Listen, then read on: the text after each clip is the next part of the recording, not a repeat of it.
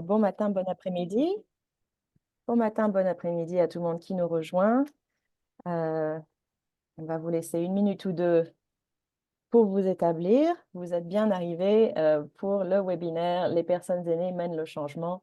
Comment développer un réseau de prévention de la maltraitance envers les personnes aînées. Nous allons commencer dans quelques minutes. Aujourd'hui, c'est une audience plus restreinte, donc ça ne devrait pas prendre trop de temps pour avoir tout le monde présent. Et pendant qu'on attend, je vais commencer à partager mon écran.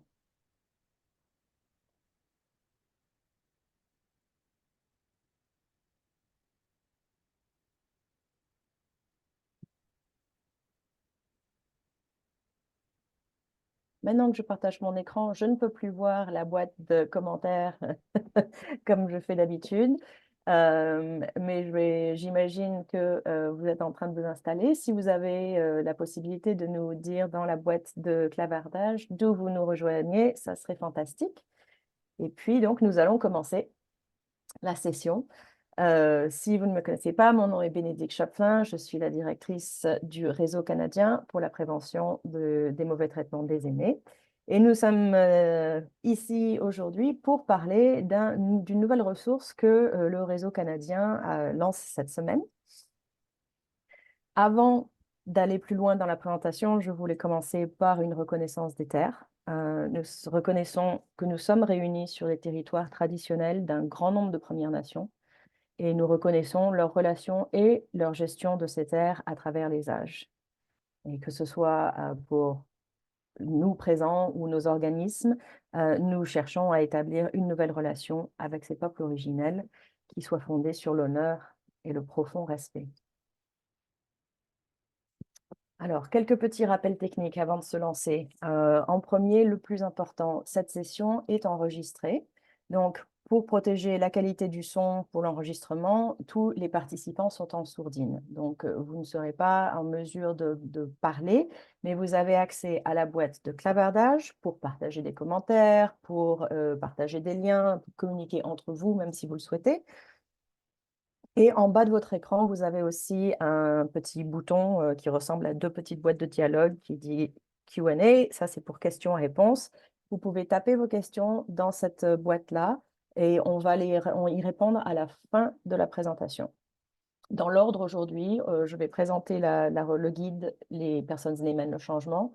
Ensuite, Denise et moi, Denise Lemire qui est présente avec nous, allons avoir un dialogue sur son expérience de développer un réseau francophone de prévention et on essaiera de laisser quelques minutes de plus pour vos questions. Donc, on s'en occupe à la fin. Si vous n'avez pas de réponse tout de suite, ne vous inquiétez pas, c'est normal.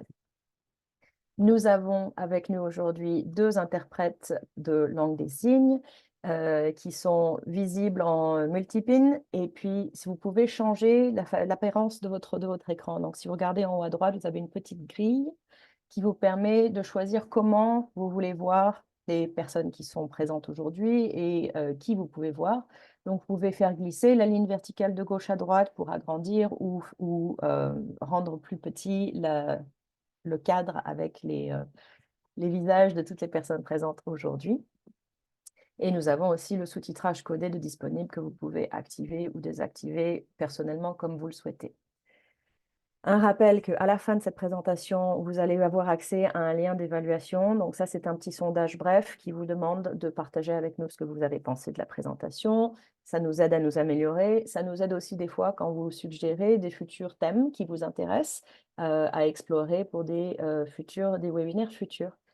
Et puis, la question qu'on a très souvent, et que plus d'une fois par session, donc oui, cette session est bien enregistrée. Dès qu'on aura fini la session, on va faire le processus nécessaire pour mettre les vidéos en ligne et vous trouverez la vidéo et les diapos de la présentation d'aujourd'hui sur les deux sites de partenaires, donc le cnpea.ca, le réseau canadien, et eapon.ca, qui est le site du Elder Abuse Prevention Ontario, le réseau ontarien de prévention. Donc, vous aurez absolument moyen d'accéder aux ressources montrées et discutées aujourd'hui.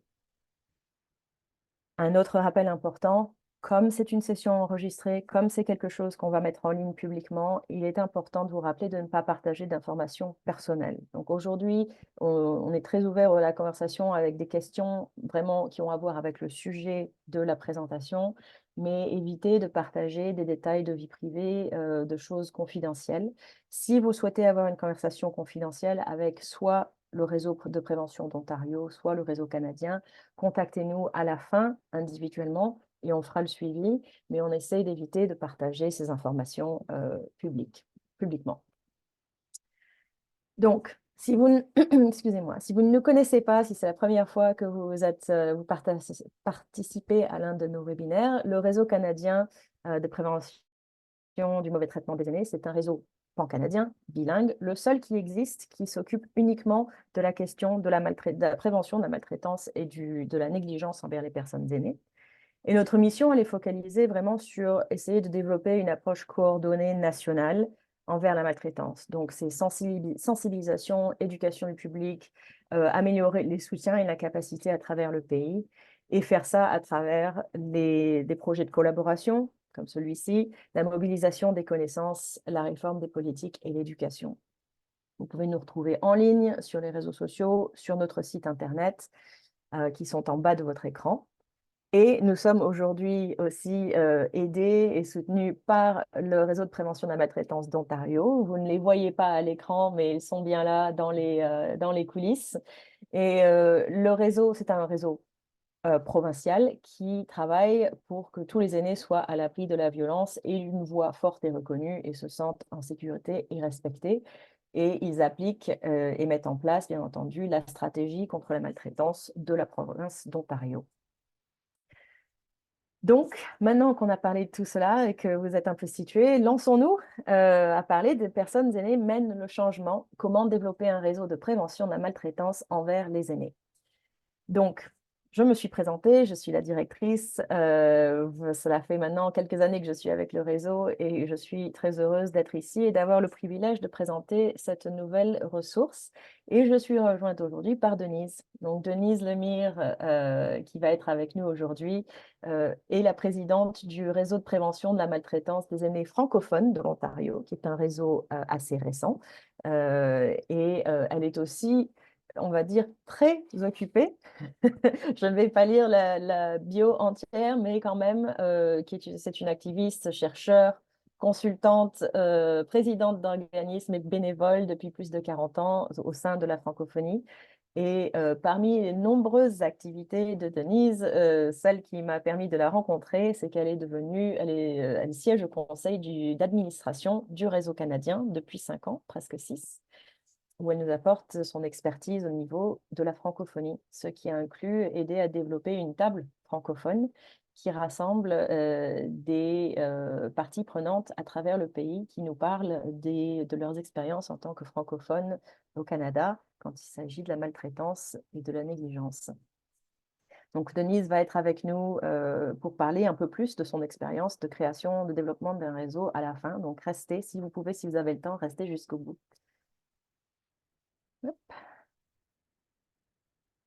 Alors, pour ceux qui sont curieux, je sais qu'on en a déjà parlé pas mal, mais les personnes aînées mènent le changement, c'est tout neuf, c'est une ressource que nous venons de lancer ce mois-ci, en avril, et qui est une suite directe de notre stratégie nationale Futur Nous qu'on a lancée en 2022. Donc à l'heure actuelle, si vous allez sur notre site futurus.cnpea.ca, vous allez trouver un site qui présente à la fois la stratégie ainsi que ce nouveau guide sur le développement de réseau. Donc, le site est en français et en anglais. Vous avez un petit bouton en haut à droite qui vous permet de passer d'un langage à l'autre. Et si vous regardez sur la page d'accueil du site, ainsi que sous l'onglet qui s'appelle Ressources, dans ces deux endroits-là, vous allez trouver le guide dont on va parler aujourd'hui. Et c'est un guide qui a été développé avec le soutien du programme Nouveaux Horizons pour les aînés, qui vient juste de s'achever à la fin du mois de mars et qui nous a aidés à continuer notre travail. Comme la stratégie, comme beaucoup de notre travail en tant que réseau canadien, ça cette réflexion et ce développement de ressources a impliqué beaucoup de monde, notamment tous les réseaux qui existent à l'heure actuelle à travers le pays, qui sont listés sur votre écran, donc en Alberta, en Colombie-Britannique, en Ontario, dans les territoires du Nord-Ouest, au Manitoba, euh, Terre-Neuve et Labrador, ainsi que des membres de la communauté de pratique Ce n'est pas correct, qui sont aussi des individus et des aînés qui ont participé au développement du guide. Donc, on les remercie beaucoup. Et puis, on doit aussi quand même exprimer notre gratitude et notre redevance à d'autres organismes qui avaient déjà commencé à parler de ces choses-là il y a quelques années de ça, et dont les ressources ont été très, très utiles pour mener notre réflexion. On a adapté certaines de leurs recommandations qui sont toujours très valables. Vous les voyez à l'écran.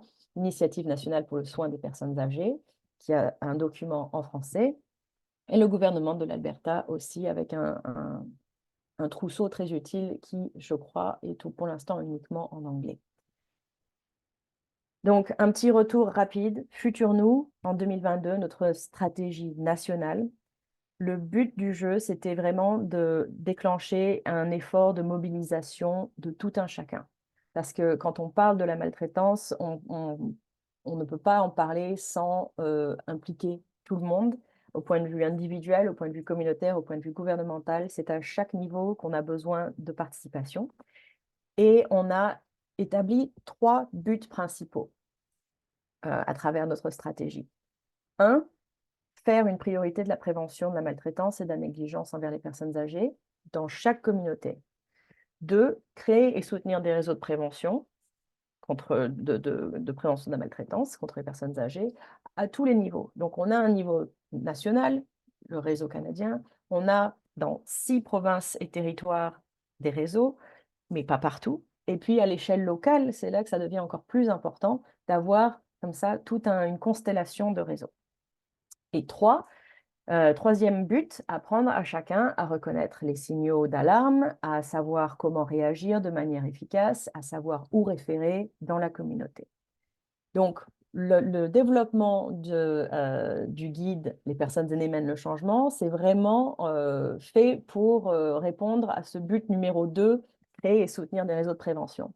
Parce que quand on a lancé notre stratégie de mobilisation, on a beaucoup de gens qui ont réagi en disant oui, je veux aider, je veux contribuer, on n'a pas de réseau chez nous, comment est-ce qu'on fait? Je ne sais pas par où commencer.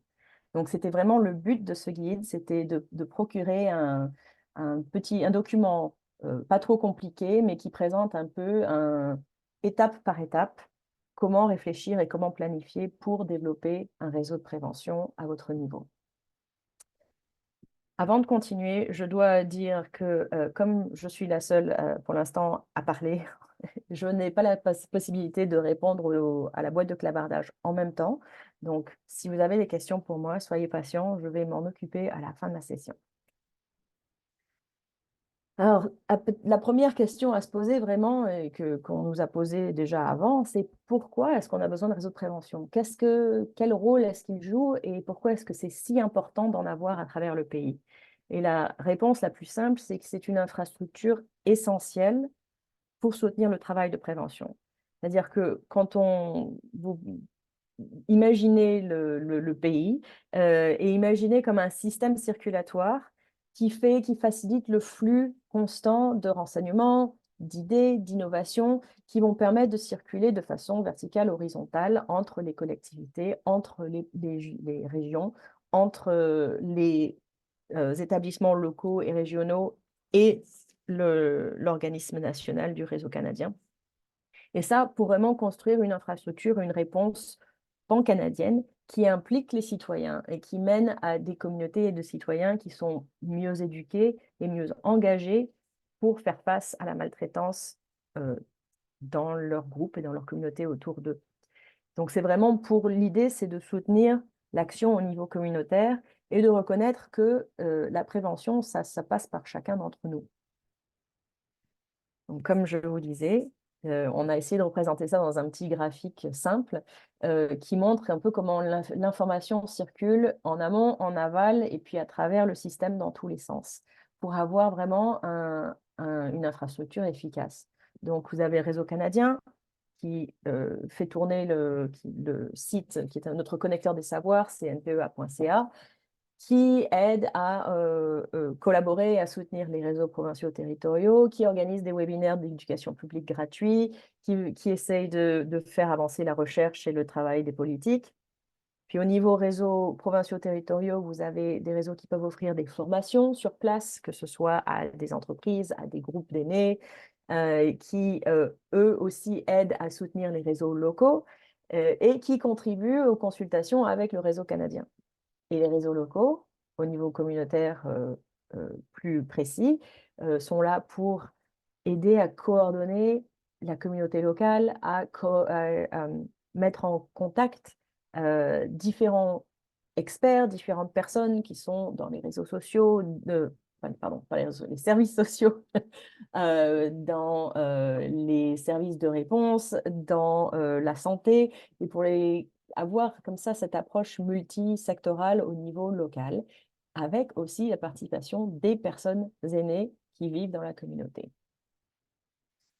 Et juste pour vous rappeler que dans notre stratégie future, nous, on avait décidé de calculer, faire une estimation de combien ça coûterait d'avoir un système vraiment solide qui tourne.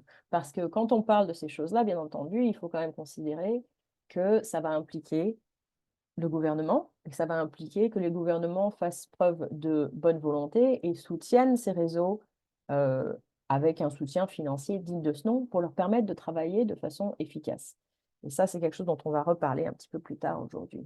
Donc, vous avez ici sur l'écran l'estimation qu'on a faite, qui est une proposition pour les gouvernements et qui est quelque chose qu'on vous invite à réutiliser et que vous pouvez prendre avec vous si vous engagez votre gouvernement local ou provincial, prendre ça avec vous pour en parler et pour pointer à des chiffres précis.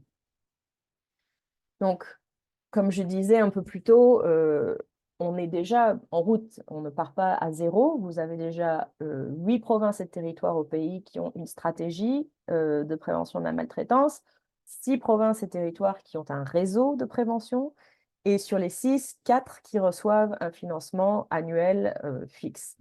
Et il faut rajouter à ça aussi, parce que c'est important de le mentionner, que par exemple au Québec, il n'y a pas un réseau à proprement parler comme celui d'Ontario ou comme en Colombie-Britannique, mais ça ne veut pas dire qu'il ne se passe rien, parce que eux, au Québec, ils ont une stratégie sur la maltraitance des aînés qui est financée par le gouvernement avec une structure de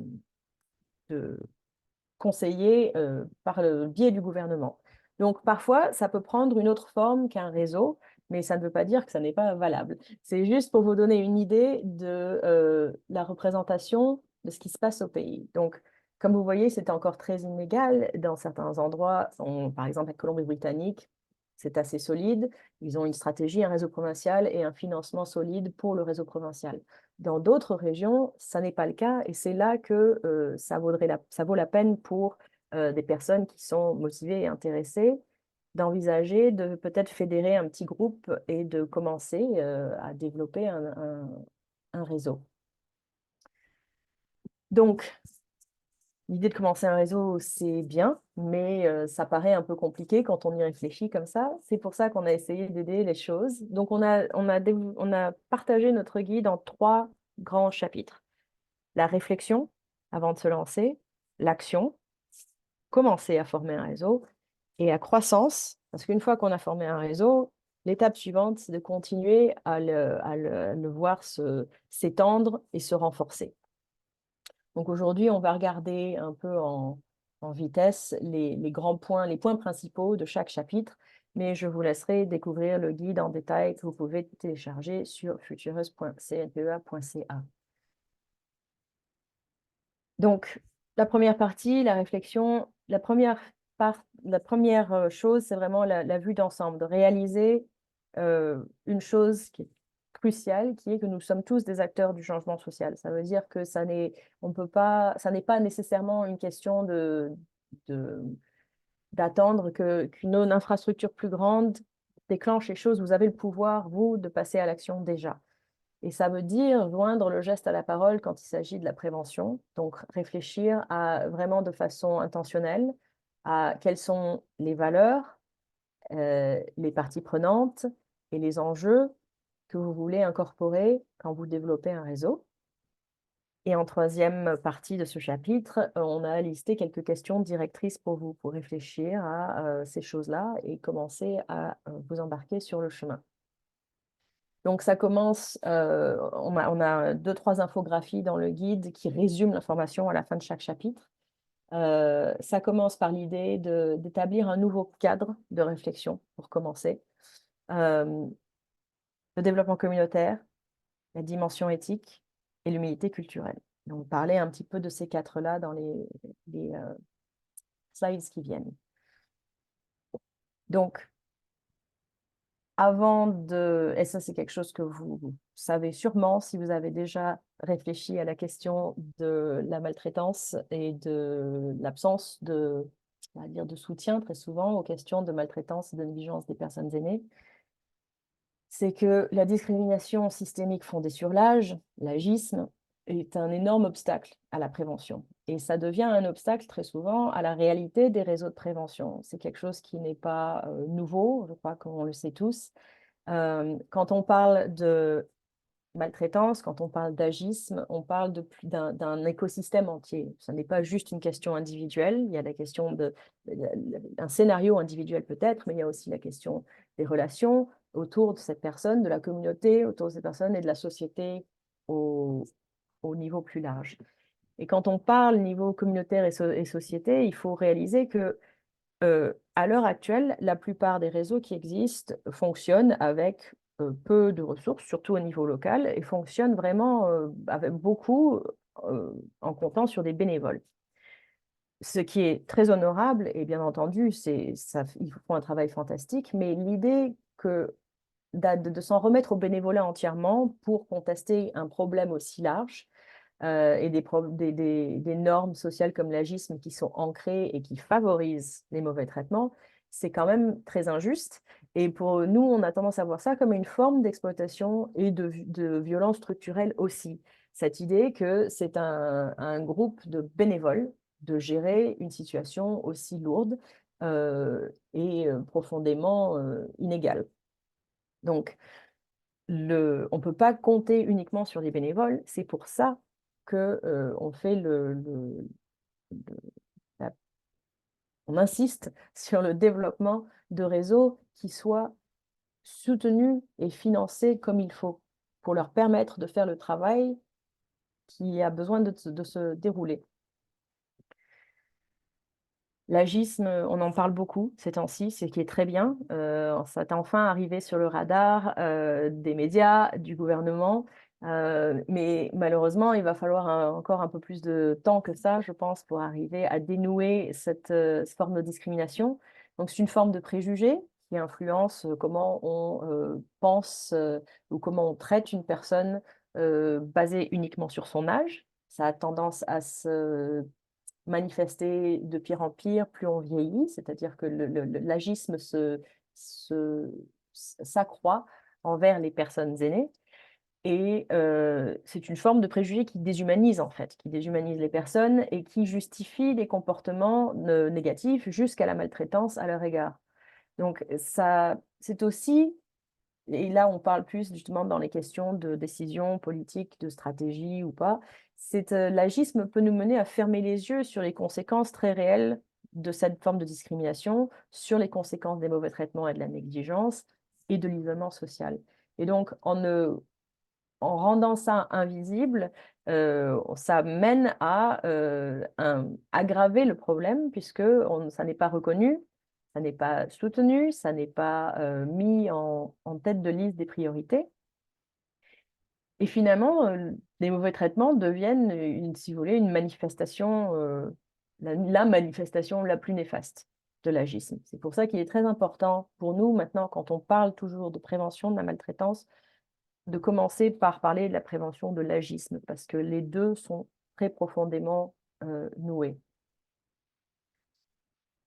Donc, s'orienter vers la prévention, ça commence par la réflexion autour du développement communautaire. Ça va être le processus qui va offrir la base solide à votre travail de prévention et de développement d'un réseau. Et le développement communautaire, ça va, comme je disais plus haut, ça va commencer par établir un cadre dans lequel vous souhaitez travailler. Et l'établissement de ce nouveau cadre, c'est quelque chose qu'on recommande fortement et qui vient aussi, qui est une recommandation qui est sortie de l'enquête nationale sur les femmes et les filles autochtones disparues et assassinées, qui recommandait que pour les services à la personne, il est important de mettre l'accent sur les relations et sur la voix des survivants et des victimes autochtones. Et ça, c'est quelque chose qu'on pense est très important d'appliquer dans votre réflexion pour le développement d'un réseau de prévention de la maltraitance des aînés, parce que c'est quelque chose qui s'applique à nous tous et qui en plus permet de contribuer à votre effort et réflexion sur la réconciliation. Donc, quand on parle de ce cadre, ça implique aussi l'idée du soin collectif, ce qui peut paraître un petit peu abstrait, mais c'est cette idée que les membres de votre groupe, les membres de votre futur réseau ont une responsabilité partagée et vous avez une responsabilité partagée envers les uns les autres pour assurer le bien-être et la santé émotionnelle des personnes qui participent, des personnes que vous souhaitez impliquer, des personnes aînées que vous souhaitez impliquer dans votre travail. Donc ça, c'est l'idée de fonder votre travail sur des relations et des relations qui sont à deux sens. Parce que sinon, très souvent, ça peut devenir par accident glisser dans les dynamiques de pouvoir, dans l'idée du sacrifice, de la charité et d'un espèce de service à un sens uniquement, ce qui n'est pas forcément le plus efficace. Et ça implique de créer donc une dimension éthique dans la façon dont vous travaillez.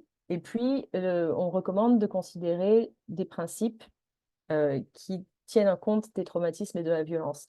Ce qui veut dire, à nouveau, accroître l'équité par l'humilité culturelle en tant qu'individu dans le groupe, en tant qu'organisme et au sein de votre collectivité.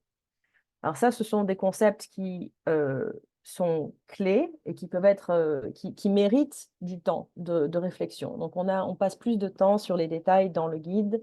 Bien entendu, aujourd'hui, on essaie de s'en tenir à 1 heure, donc je passe un peu plus vite, mais je vous invite à lire cette section parce que c'est très important pour commencer sur des bases saines. Le deuxième chapitre, Action, vraiment parle de pourquoi les personnes aînées sont au cœur de ce guide. C'était vraiment le but principal, était la réflexion non seulement de comment développer un réseau, mais comment développer un réseau qui inclut les personnes aînées de A à Z. L'idée vraiment de rien pour nous sans nous, ou rien pour vous sans vous, c'est la base de ce projet. Et puis, on explore ensuite vraiment quelques étapes clés pour la création d'un réseau, comment établir des objectifs et quelles pratiques mettre en place. Et puis, établir, et ça c'est important aussi, une compréhension commune de ce que c'est que les mauvais traitements, de ce que c'est de l'agisme, parce que tout le monde ne comprend pas la chose de la même façon, et s'assurer qu'on est tous sur la même page avant de se lancer, c'est quand même important. Donc, l'idée, et ça c'est quelque chose qu'on a appris à la pratique même pour nous, c'est de ne pas supposer que tout le monde comprend la question de la même manière. Donc il va y avoir une question sur qu'est-ce que la maltraitance exactement, quels sont les termes que vous préférez utiliser. Il y a différents termes, se mettre d'accord sur lesquels sont les plus efficaces et sur ce qu'ils veulent dire. Donc, dans le guide, à nouveau, on a une liste de questions qui vous permet d'orienter cette discussion et de vraiment établir les bases. Et la suggestion, parce que finalement, quand vous êtes au cœur d'un groupe, d'un futur petit réseau ou grand réseau, vous allez parler, vous allez communiquer avec votre communauté, vous allez communiquer avec des parties prenantes, peut-être même à travers la province ou à travers le pays. Vous allez discuter avec des personnes qui prennent des décisions au niveau gouvernemental. Donc, c'est important de savoir vraiment, d'avoir vos critères bien calibrés. Et on suggère, par exemple, de rassembler des renseignements clés sur la maltraitance et sur l'agisme pour avoir une page simple que vous pouvez utiliser pour communiquer, que vous pouvez laisser dans les mains d'autres personnes pour future réflexion. La bonne nouvelle, c'est qu'on a développé une infographie de recto verso, une page, enfin, 2 pages techniquement, mais qui présente quelques informations clés qui est aussi disponible sur notre site. La version française va être rajoutée cette semaine, avant la fin de la semaine. Et donc, vous pouvez utiliser ça comme base et ensuite aussi l'améliorer ou l'enrichir avec peut-être des détails locaux plus précis.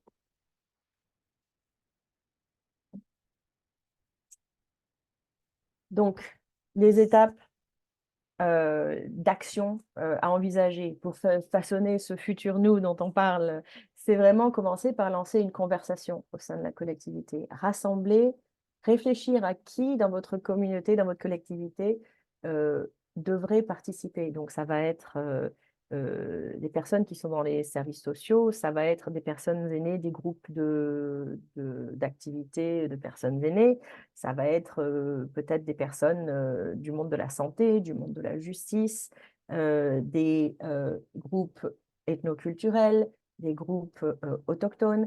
Réfléchir vraiment à qui fait partie de votre communauté, qui pourrait être intéressé, et lancer une conversation à ce sujet, ce qui commence par discuter du fait que oui, la maltraitance se présente partout, y compris dans votre collectivité. Il se pourrait que dans ces cas-là, quand vous organisez votre réunion publique pour en parler, vous allez avoir une variété de réactions. Des personnes qui sont d'accord et qui sont prêtes à se lancer, des personnes sont peut-être un peu incrédules, des personnes qui nient entièrement que c'est une réalité dans leur communauté ou dans leur ville.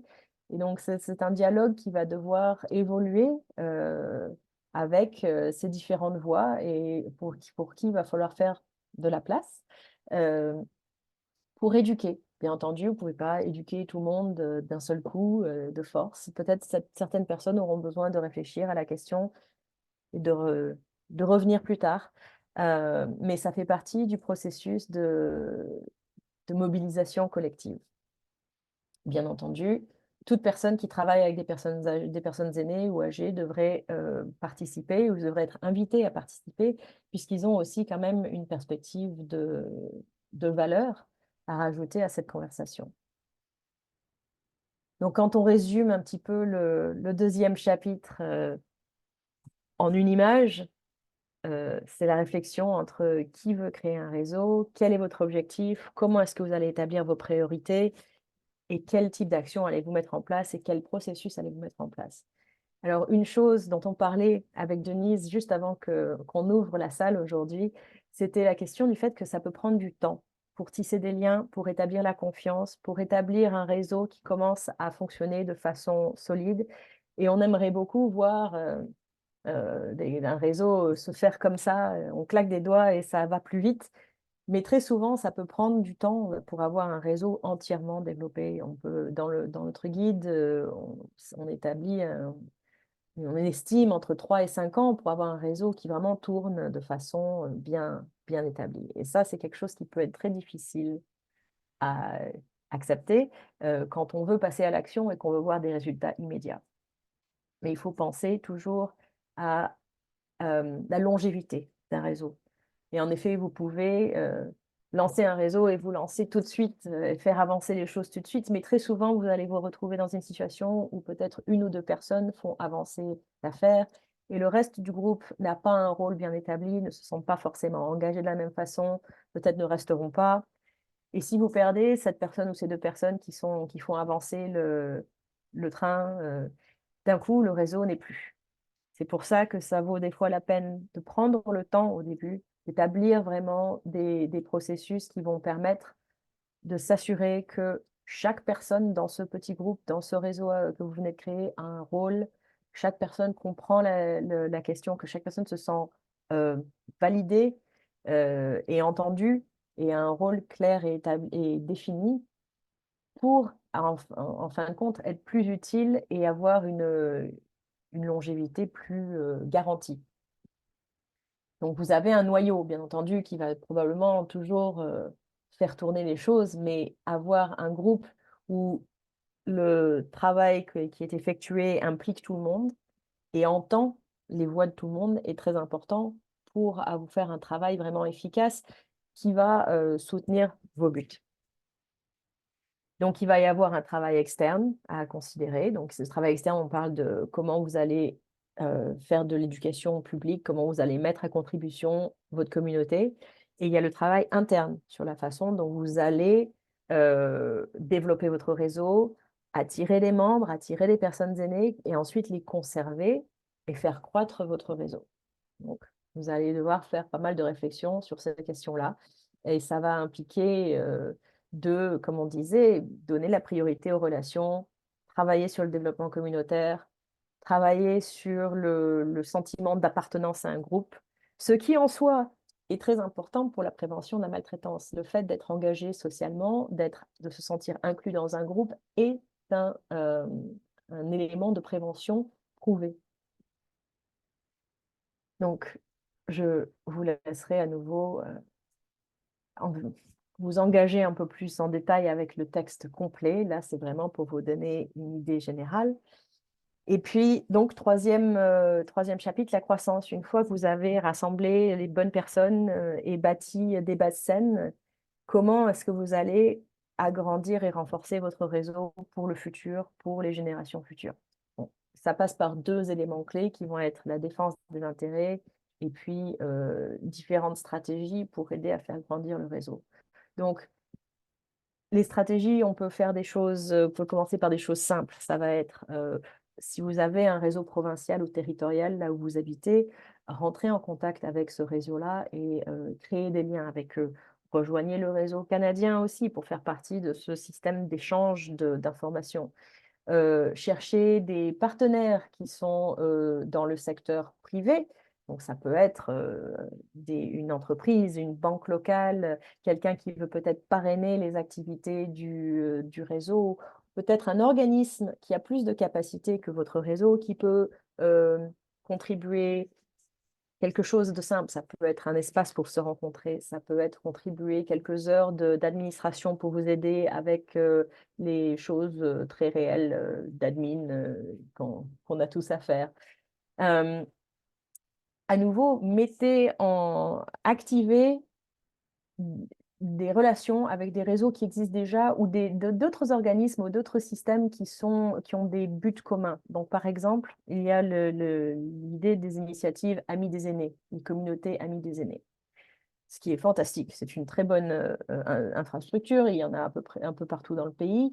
Elles existent, mais très souvent, il n'y a pas de considération au niveau de la maltraitance. Donc, peut-être la solution pour votre groupe, c'est de contacter votre communauté Amis des aînés, le comité qui est en charge, et voir s'il serait ouvert à incorporer un angle prévention de la maltraitance et à incorporer votre groupe à leurs efforts. Parce que quand on réfléchit à la question d'être ami des aînés, techniquement, se mobiliser contre la maltraitance des personnes âgées et se mobiliser contre l'agisme devrait être un élément important de ce travail pour devenir vraiment ami des aînés. Donc, vous pouvez demander à être inclus dans ces processus, dans ces comités de planification pour la collectivité dans laquelle vous habitez. Une autre chose à considérer peut-être sont aussi les comités de lutte contre la violence fondée sur le genre, parce que cela, il en existe aussi dans beaucoup de collectivités. Et vous pouvez vous associer à eux pour vous assurer que les personnes âgées soient incluses dans les questions de prévention de la violence basée sur le genre et de la violence familiale. Donc ce sont des stratégies qu'on explore plus en détail dans le guide, qu'on vous encourage bien entendu à considérer. Il faudra dans chacun de vos cas individuels considérer qu'est-ce qui est le plus utile, le plus facile peut-être au départ pour vous à faire. Et puis bien entendu, ça va demander aussi de mobiliser les administrations locales, régionales, fédérales et même, et d'établir des relations avec les élus. Parce que ça va demander de les sensibiliser au problème de la maltraitance. C'est quelque chose que même nous, au niveau national, on continue à faire. La sensibilisation pour les personnes qui prennent les décisions, pour leur rappeler que c'est un problème important, pour partager des dernières statistiques et pourquoi c'est important que leur soutien se manifeste. Donc, ces outils, que ce soit le guide que je viens de présenter ou la stratégie pan-canadienne que le réseau canadien a lancée il y a 2 ans, ce sont des outils qu'on espère que vous pourrez utiliser pour montrer, quand vous parlez de ces choses-là, que ce soit avec un élu ou avec votre communauté, qu'il existe une vision pan-canadienne. Il existe quelque chose en place qui peut être suivi comme une feuille de route et vous n'êtes pas seul. Vous ne partez pas de zéro. Il y a déjà des choses en place à travers le pays auxquelles vous pouvez rajouter votre effort. Donc, c'est... Oh, j'ai un E en trop sur ma slide. Le futur dépend de vous. C'est vraiment ça, l'essence même de notre travail avec Futur Nous et avec le guide Les années mènent le changement, c'est de vous rassurer que vous pouvez participer et que vous avez un rôle. Vous pouvez faire ça en lisant le guide, en commençant cette réflexion. Quand vous avez commencé à prendre action, quelle que soit la forme de l'action, vous pouvez nous le faire savoir. Vous verrez sur notre site futurus.cnpea.ca. Nous avons une carte virtuelle, vous pouvez rajouter une épingle pour nous dire ce que vous faites dans votre communauté. On continue à mesurer les progrès, hein. On a commencé en 2022 et on va continuer pour les années à venir. Donc, faites-nous savoir ce que vous faites, partagez ce nouveau guide avec vos contacts, partagez-le sur les réseaux sociaux, essayez d'engager plus de monde. Ça vaut vraiment la peine et c'est comme ça qu'on va faire changer les choses. Et ça, c'est une pièce du puzzle de Futur Nous que j'aime partager pour expliquer comment chaque personne a un rôle. Que vous soyez une personne individuelle, que vous soyez quelqu'un qui travaille dans les services sociaux, que vous soyez quelqu'un qui travaille ailleurs dans la communauté ou un gouvernement, vous avez la possibilité de faire quelque chose. Et parfois, ça commence avec quelque chose de très simple. Ça va commencer par reconnaître les signes avant-coureurs, savoir comment parler à quelqu'un si vous vous inquiétez pour elle, savoir vers quel service leur conseiller d'aller. C'est une première étape qui est cruciale pour contribuer à un effort collectif de prévention. Et finalement, quand on y réfléchit, des fois, c'est pour les personnes qui ont du mal à voir, parce que l'agisme crée un peu un effet rideau qui cache les choses importantes, finalement, ça se réduit à des questions très simples. On demande à chaque individu, quel que soit leur âge, que vous soyez déjà considéré comme une personne âgée ou que vous soyez plus jeune, c'est de vous demander quelle qualité de vie vous souhaitez avoir en vieillissant. Quelle qualité de vie vous voulez que vos enfants et vos petits-enfants aient quand eux vont vieillir aussi. Ça, je crois que c'est la question cruciale pour motiver les gens. Réfléchissez à votre situation actuelle, à votre situation future et la situation de vos enfants et petits-enfants. Et qu'est-ce que vous voulez voir comme changement? Et une fois que vous avez réalisé que ça vous concerne réellement, c'est plus motivant pour passer à l'action. Et on a besoin de tout le monde. Donc, non, ça c'est trop tôt. Ça, c'était vraiment comme je disais, on n'a pas énormément de temps. Je voulais parler avec Denise, donc je vais arrêter de partager mon écran et demander à Denise de me rejoindre. C'était vraiment une vue d'ensemble, bien entendu. Il y a plus de choses à voir et à apprendre dans le guide que nous avons écrit, mais on a essayé de garder les choses courtes. On a 25 pages pour que ce soit facile à digérer. Donc, Denise, comme je disais à nos participants aujourd'hui, tu es membre du réseau canadien, mais de façon plus importante pour aujourd'hui, la directrice ou la présidente du réseau provincial d'Ontario de prévention de la maltraitance francophone. Et c'est un réseau qui a été créé il y a combien de temps? En fait, ben, avant de commencer, je voudrais te remercier, Bénédicte. C'était une belle présentation, ça nous donnait un bel ensemble du guide. Puis, ça fait comme 1 an qu'on attend ce guide-là. Donc, Ouais. le RP MAPO, on est très content que ça soit sorti. Puis là, on pourra s'en servir dans nos communautés. Je voudrais aussi saluer les membres, certains membres de la table nationale de prévention de la maltraitance. Donc, j'ai vu leur nom dans le chat. Et puis aussi des représentants de la Farfo, donc qui sont des grands joueurs là, au niveau de la maltraitance. Donc, je voulais juste souligner leur présence puis les remercier, en fait, de leur participation puis leur engagement là, au niveau de la prévention. Donc, au niveau de notre réseau, le RP MAFO, ça fait juste, je pense, même pas 2 ans, là, 1 an et demi peut-être que ça existe. Mais ça fait quand même une dizaine d'années que la mise sur pied d'un réseau est discutée au niveau provincial francophone en Ontario.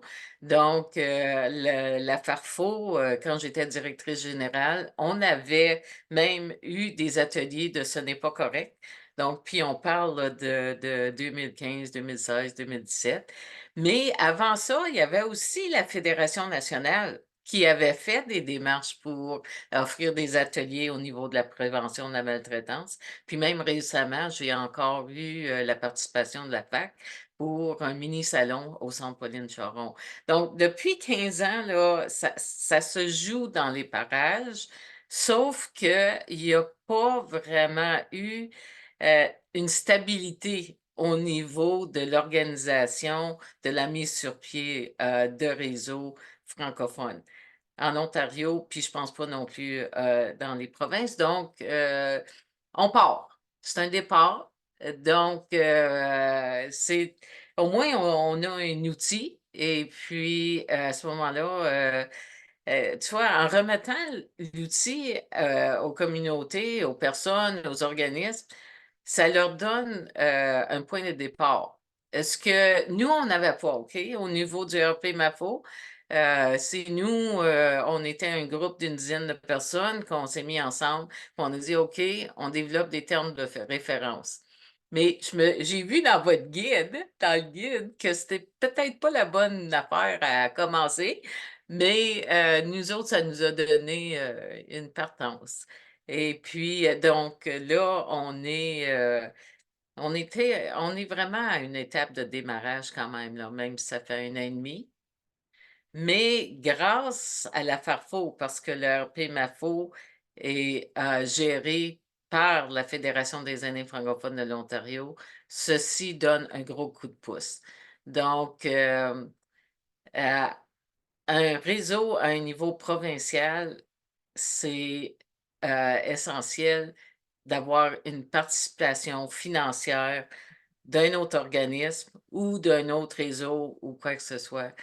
Parce que, il y a quand même des dépenses, tu sais, on offre des webinars, on offre, des activités, ben ça coûte des sous, puis si tu as pas de financement, c'est très difficile à partir. À un niveau local, c'est peut-être un peu différent, parce qu'un niveau local, c'est plus physique, c'est plus en présentiel. Donc, ça, à ce niveau-là, c'est peut-être plus faisable, mais idéalement, ça serait important d'être soutenu par d'autres réseaux, comme vous le dites dans le guide. Ouais. Oui, c'est vraiment l'idée de rallier les efforts et puis s'il y a quelqu'un d'un peu plus, enfin un organisme un peu plus solide qui peut offrir quelque chose, eh ben, parfois ça va être juste une chose, ça va être vraiment une pièce ou un accès à un compte Zoom ou de l'aide avec du développement de documents, de marketing enfin de publicité. Mais ces choses-là, ça peut être très important et avant d'avoir un réseau en place qui peut faire des demandes de subventions, il faut bien commencer quelque part. Donc oui, Ouais. c'est ça. Et puis bon, il faut dire aussi, hein, le guide, c'est un guide, on ne va pas à dire que c'est le guide et qu'il n'y a qu'une façon de faire les choses. Mm, Je crois que dans beaucoup de cas, que ce soit au niveau local ou provincial, par les discussions avec votre groupe, vous allez trouver une porte d'entrée. Et ça ne va pas forcément être dans l'ordre que nous, on recommande, mais ça ne veut pas dire que ce n'est pas valable. C'est mm, juste que des fois, c'est vrai que nous, ce qu'on recommande, c'est la première réflexion avant de se lancer dans les termes de référence, la réflexion vraiment sur l'intentionnel, sur les valeurs, les pratiques, etc. Mais ça a l'air de marcher. Donc, pour le RP Mafo. Et qu'est-ce qui est, pourquoi est-ce que c'était important pour toi de fonder ce réseau? Parce que c'est quand même une tâche assez conséquente. Qu'est-ce qui a lancé cette décision pour toi? Ben, ben, v'là 10 ans, c'est que, je veux dire, on était conscient qu'il y avait de la maltraitance. OK? Il y avait des cas, des choses comme ça. Mais je te garantis que depuis 10 ans, puis avec la COVID, la, puis avec l'Internet, avec les réseaux médiatiques, le niveau de maltraitance, chez les personnes aînées s'est accentué extrêmement. Mmh. Comme vraiment ça a plus de bon sens. Je veux dire, on reçoit des appels, les personnes âgées sont visées, au niveau de l'internet, il y a tout le côté de la romance, par internet. Puis là, de plus en plus, ce que je remarque, même récemment, c'est que là, on commence à voir des individus aux côtés de nous autres qu'on connaît, qui se font frauder, puis Mmh. qui ont des problèmes de maltraitance. Puis même que, tu sais, comme moi, j'ai eu une couple de personnes qui ont dit: «C'est-tu de la maltraitance ça?» Ils m'ont expliqué leur cas. «C'est-tu de la maltraitance?» Tu sais? Donc, il y a un éveil, je te dirais, à la prévention de la maltraitance, mais là, pour, c'est comme tu dis, réfléchir à c'est quoi la maltraitance, ça, c'est une autre chose. Renseigner les gens à ce que c'est la maltraitance, ça, c'est une autre chose. Moi, je ne vois pas beaucoup de publicité à la télévision sur la maltraitance, à la radio non plus. Il y a puis dans les médias sociaux, oublie ça là, il y en a pas non plus. Donc en quelque part, il y a un maillon qui manque là. Mmh. Ça prend de Ouais. l'information, on en reçoit des petits bribes ici et là. Nous, on essaie de les mettre dans les médias sociaux et cetera, mais on ne se joint pas tout le monde, c'est sûr. Donc, il y a vraiment une augmentation féroce de la maltraitance, puis il faut y voir, vraiment là, faut y voir. Ouais. Et depuis que tu as démarré le réseau il y a un an et demi, j'imagine qu'il y a pas mal de défis, mais ce serait quoi les 2 ou 3 plus grands défis pour l'instant? Moi, je te dirais le recrutement des membres. Ça a Ouais. été un défi. On a quand même, une trentaine de membres, autour nous, on a 2 volets. On a on appelle ça le comité des membres, dont on a une réunion à chaque, trimestre, 4 fois par année, mais on a aussi un comité exécutif qui organise ces rencontres-là. Mmh. Donc, on a 2 comme 2 volets. Le recrutement des membres, c'est très difficile. Garder nos membres, c'est un autre, défi. De garder l'intérêt des membres pour ce comité-là. Hem, tu sais, solliciter les bons organismes aussi. Mmh. Heu Puis moi, je te dirais qu'une des problématiques que j'ai, puis que j'ai eues, c'est qu'on on connaît pas assez les organismes qui font affaire avec les personnes âgées, OK? Donc au RP-MAFO, on a tout un chemin à faire pour aller chercher ces personnes-là. Mais nous, au, RP-MAFO, ce qu'on vise, c'est le communautaire. Vous en avez parlé là, du développement communautaire. On Mmh. veut des réseaux dans les localités. C'est cute là, au niveau provincial, mais la job, elle va se faire à un niveau vraiment local. Puis, pour moi, heu, on a été chanceux, le Centre Pauline Charon, d'avoir des fonds pour, développer, c'est pas pour développer un réseau, mais c'est pour un peu analyser la maltraitance qu'il y a, juste dans un petit secteur à Ottawa et puis de produire des outils. Donc c'est comme ça qu'on veut que les réseaux se forment. Comme ça, ça s'appelle Sécurité est né, puis ça serait le fun, ça serait intéressant que ce réseau-là devienne un réseau pour la prévention de la maltraitance à Ottawa, par exemple, parce Mmh. qu'on n'en a pas de réseau à Ottawa. Puis ça pourrait être juste dans l'est d'Ottawa, il pourrait en avoir un dans l'ouest d'Ottawa parce qu'Ottawa, c'est grand. Donc, c'est ça qu'on vise, là, c'est vraiment les individus qui aident d'autres individus dans des organismes qui aident leurs membres et puis, ça, c'est intéressant à suivre, OK? Tout le développement de ça, moi, j'adore ça, là. Développement communautaire, c'est un peu ma force, mais faut arriver à percer, je te dirais. Nous, on travaille avec EAPO, OK, Elder Prevention Ontario. Puis, eux autres, au niveau anglophone, ils ont une quarantaine de réseaux locaux à travers l'Ontario. Mhm. Donc, je les envie beaucoup. C'est ça que je vise.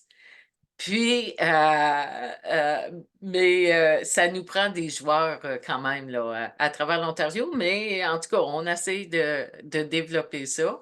On a l'appui de YPO, c'est fantastique. On a l'appui de CNPEA, ça c'est fantastique aussi. Donc, ensemble, on pourrait faire quelque chose là, d'assez exceptionnel, je pense, dans l'avenir.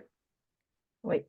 Pendant que tu en parles, justement, je viens de mettre le lien dans la boîte de clavardage, qui est le lien pour le site de la Farfo, qui a créé une page pour le réseau francophone de maltraitance, la RP Mafo. Donc, si vous allez dans la boîte de clavardage, vous allez voir un site là qui va vous mener à la page du réseau de Denise. Au cas où, si vous êtes curieux, on va mettre aussi le lien du réseau provincial anglophone, comme ça vous saurez de quoi on parle si vous ne les connaissez pas déjà. Euh, mais oui, en effet, c'est vraiment l'action au niveau local, je crois, qui fait toute la différence et arriver à connecter tous ces petits points pour en faire une chaîne.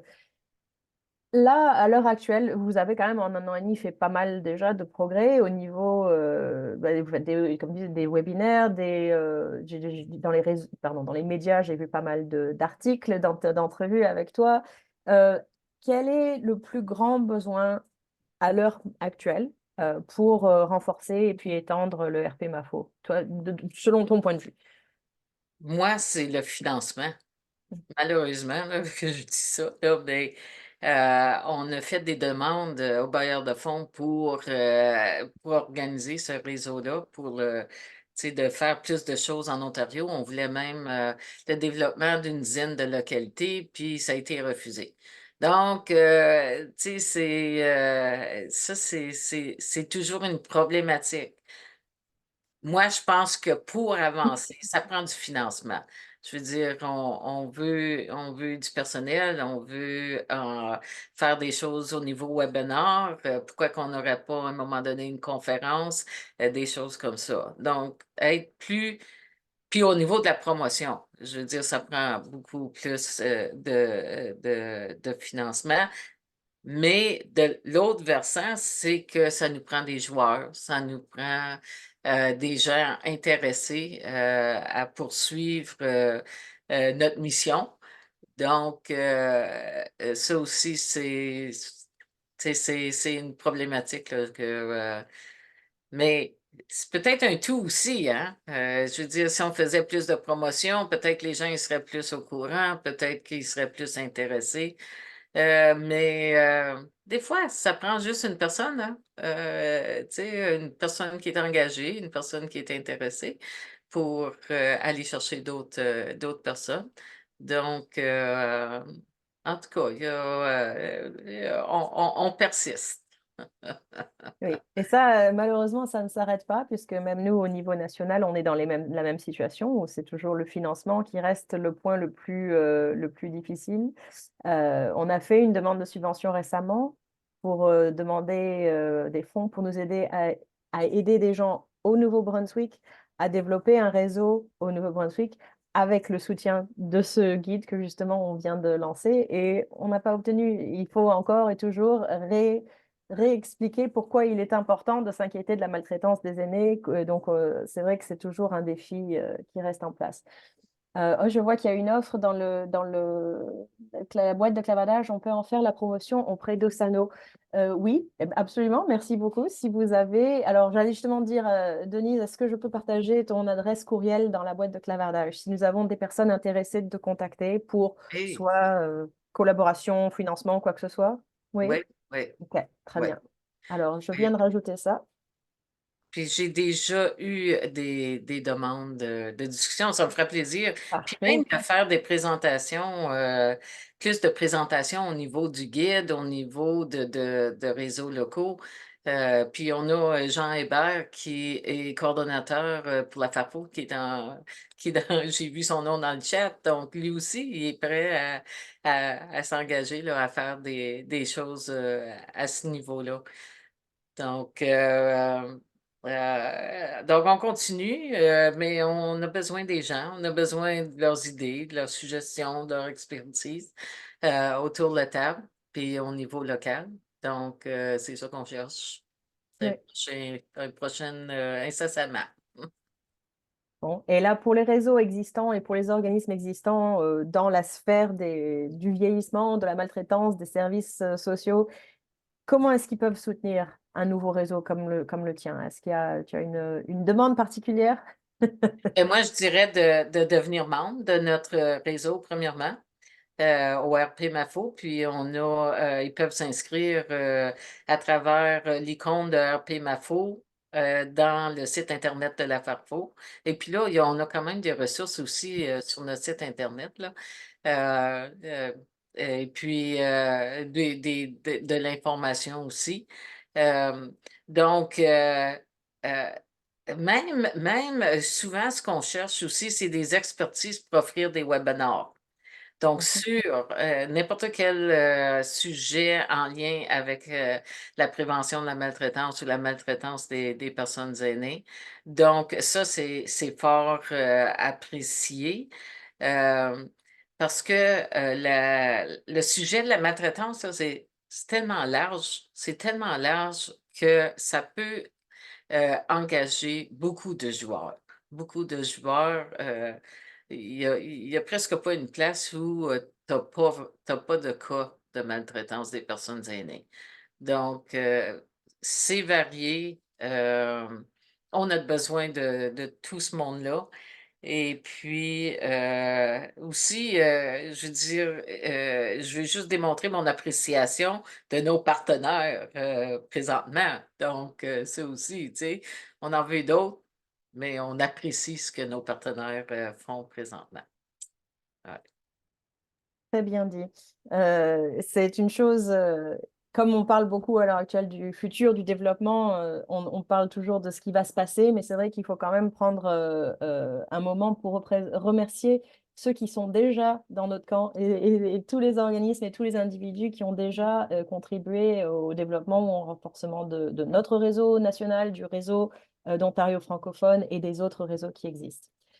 Et là, juste comme ça, c'est la fin de l'heure, c'est arrivé très vite, mais donc j'ai remis dans la boîte de chat une dernière fois le lien pour télécharger ce nouveau guide.